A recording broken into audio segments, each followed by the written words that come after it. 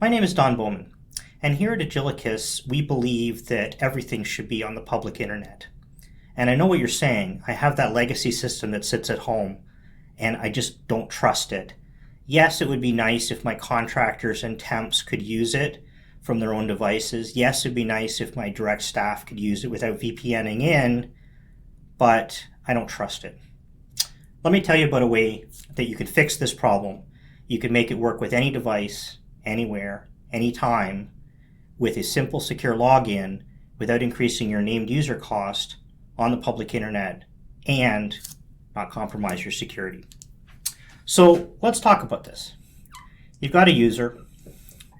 They're operating on some internet somewhere. It could be a mobile internet, it could be on their own device.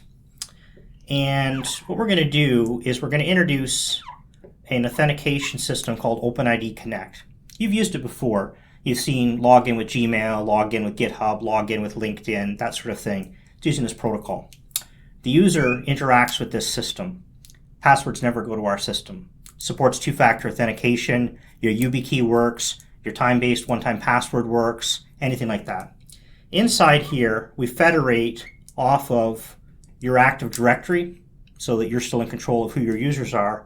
But we also allow you to federate off of, for example, Google or other social providers, meaning you can give accounts to your temps or contractors without having an account in Active Directory, increasing your named user licenses cost.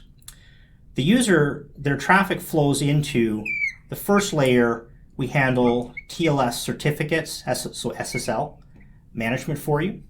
And from there, it flows into an identity-aware firewall.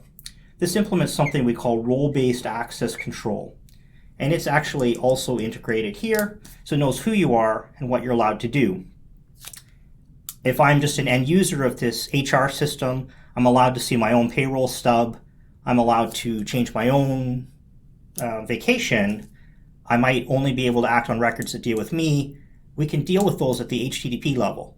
Gets to this are allowed if I'm the user ID and the principal. Posts are here if I am, otherwise they're not allowed. The second layer we go through is called a web application firewall. This implements support against cross-site scripting, clickjacking, these types of attacks that are very common in nature, but actually very poorly supported in web applications, particularly legacy ones. From here, we head on over the public internet inside a VPN. And from there, we head to your building. You still have your firewall at the door. You have your VPN. Formerly, you were allowing users to come through here. You had the challenge of getting a client set up right for them. You had the challenge of them using Active Directory, etc. From here, you have access to the app directly, and it has its own east-west flow. You can see now we have access. What does that mean? Well, from here, we're implementing an identity-aware workload-based firewall using a technology called SPIFFE. It's a type of identity-based assertions. Each transaction asserts who it is and where it's coming from. The VPN that spans from here to here, it could be OpenVPN, it could be IPsec, whatever you're comfortable with. Your VPN server on the other side is preventing any access other than to this app. We're handling the SIM, the logging.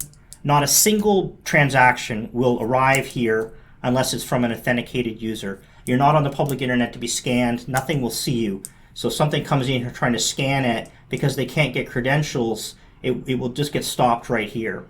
A user that's purposely trying to attack the application, they won't get through as well. They'll be blocked in this layer.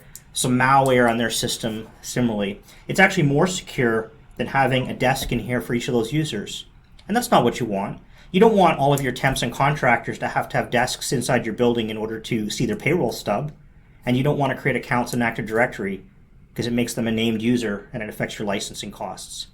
Anyway, we call this secure exposed access. If you want to know more, let me know or comment down below. Thanks very much. Appreciate your time. Bye-bye.